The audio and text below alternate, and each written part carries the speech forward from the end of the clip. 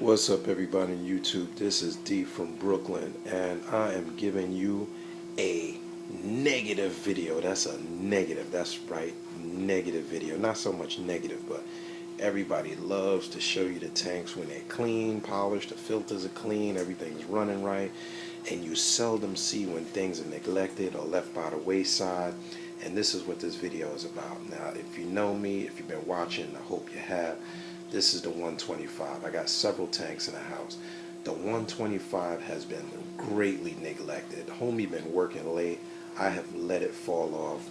Clean the glass a little bit, but it is a lot of algae, and I just want to show you the positive and the negative. So you know what the deal is with keeping tanks. It's not so much that everything is supposed to look perfect, everything's supposed to look clean.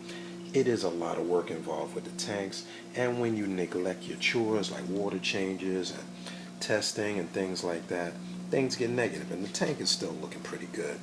I removed a lot of the Kenya trees. Some of it actually died off. I pulled it out to give to friends. There was a huge one right there. And one of the things about Kenya trees and other leather type corals is they get really aggressive as they grow, spread, and drop babies. But the tank has been pretty dirty, and I'm going to clean the rock. I mean, the rock is covered with a lot of the sediment.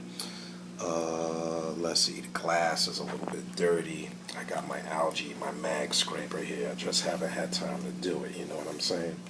And things get dirty. One of the projects coming up that I'm going to fill you in on is this tank has been running for about 14 years. A lot of coral have come out of here, a lot of coral have grown in here. Some coral don't grow, some coral do very well. But the sand is really old, and I can just imagine how much dead crap I have in there. Oh, there's a mushroom drop in there. Probably one of these greens. One of these greens, it looks like. But got side noted by a little frag. But anyway, it becomes a nutrient nightmare, and that's a really big project to pull sand out. But some of the reasons why we get cyano, not so much like that, but you get hair algae or things like that, is the sand can harbor a lot of nutrients. And one of my big projects, while I'm not working 100 hours of overtime, is going to be removing this sand. It is going to create a huge mess.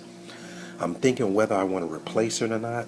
I'm still on the fence about whether I want to put sand back in there, but since it has been sand in here, even if I replace, or rather remove sand, there's still going to be sand in the back and things like that.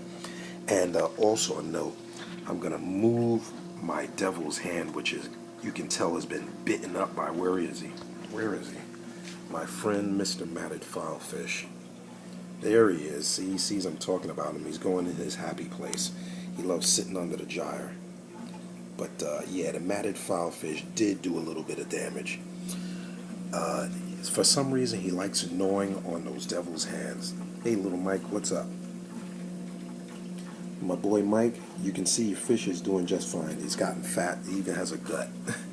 But yeah, he loves nipping on the polyps that were these devil's hands. They don't even look like hands anymore, but you can see the bite marks.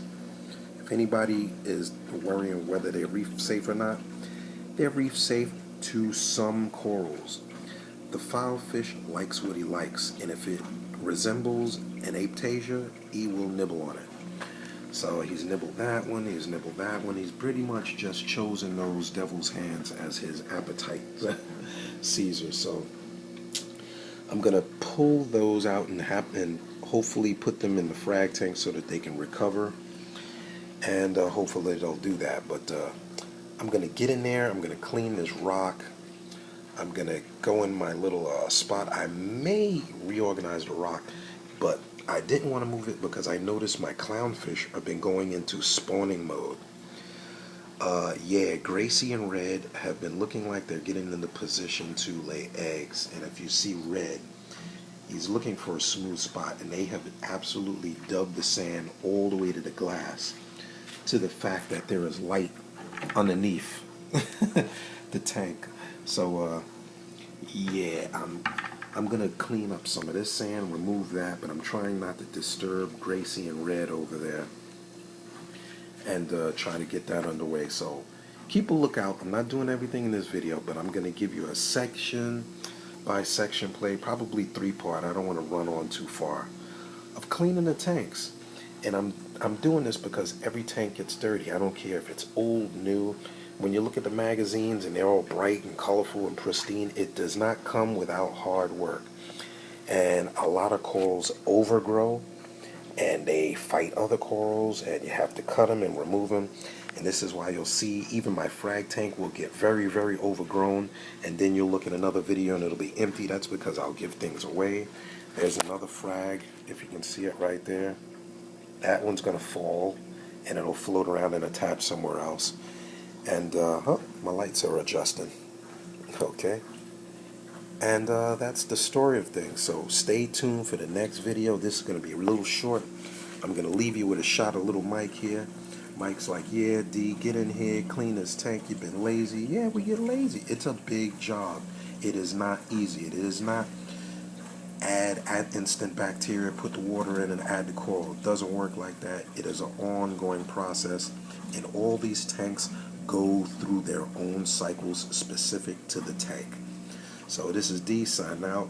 Click the like button, subscribe, tune in, see that next video. It's going to go through a transformation.